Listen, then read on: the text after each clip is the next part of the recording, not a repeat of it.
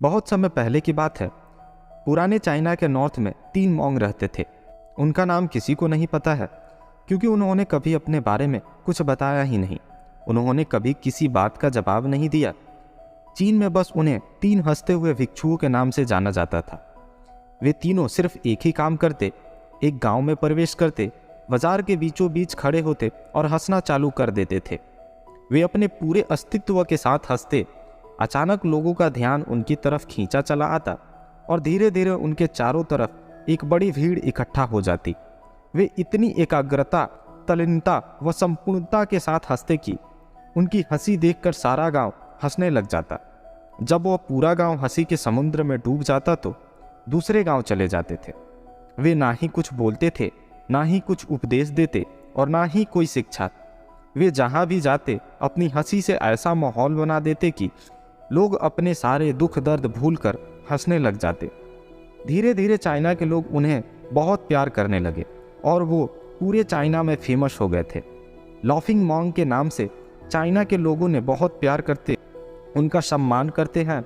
इससे पहले और उनके बाद भी कभी किसी ने इस तरह से प्रचार नहीं किया कि जीवन केवल एक हंसी होना चाहिए और कुछ नहीं।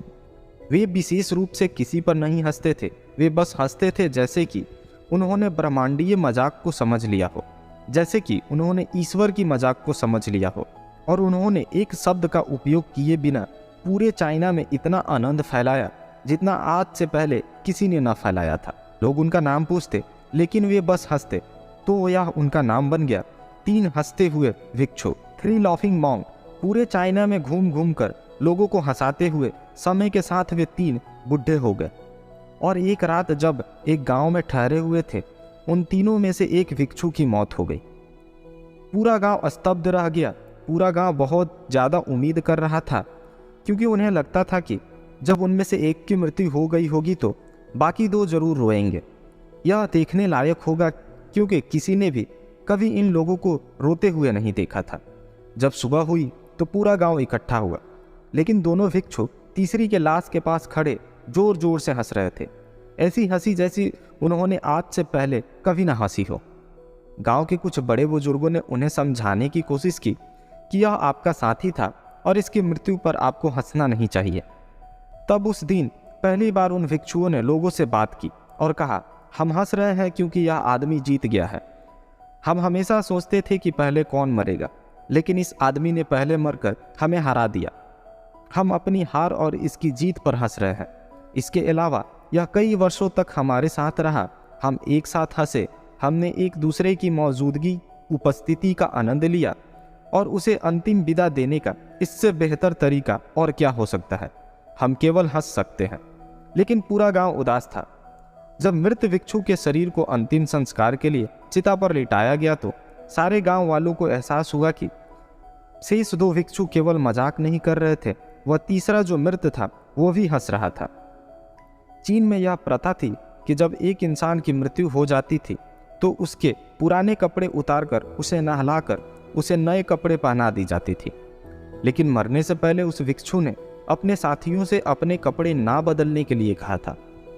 तीसरे भिक्षु ने कहा था, मुझे स्नान मत करवाना, क्योंकि मैं कभी अशुद्ध हुआ ही नहीं। मेरे जीवन में इतनी हंसी आई कि कोई अशुद्धता जमा ही नहीं हो सकती थी। मैंने कोई धूल जमा नहीं की है। हंसी हमेशा युवा और ताज़ा होती है, इसलिए मुझे नहलाकर मेरे कपड़े मत बदलना। जब उस तीसरे भिक्षु के शरीर में आग लगाई गई तो गांव वालों को पता चला कि उस भिक्षु ने मरने से पहले अपने कपड़ों में कुछ पुरानी चीनी पटाखों को छिपा रखा था, जो आग लगने के बाद फटकर आसमान में रंग बिरंगे कब्रों में फैल गया। और यह देखकर एक बार पूरा गांव जोर जोर से हंसने लगा। तो इस तरह से वह तीसरा मरने के बाद भी सारे गांव वालों को हंसा गया। और यह देखकर दोनों भिक्षु ने कहा, चालाक आदमी, तुम मर चुके हो, लेकिन तुमने हमें एक बार फिर हरा दिया। तुम्हारे द्वारा गांव वालों के चेहरों पर पैदा की गई हंसी आखिरी हंसी थी। दोस्तों, आनंद और हंसी का अनुभव करना कभी बंद ना करें।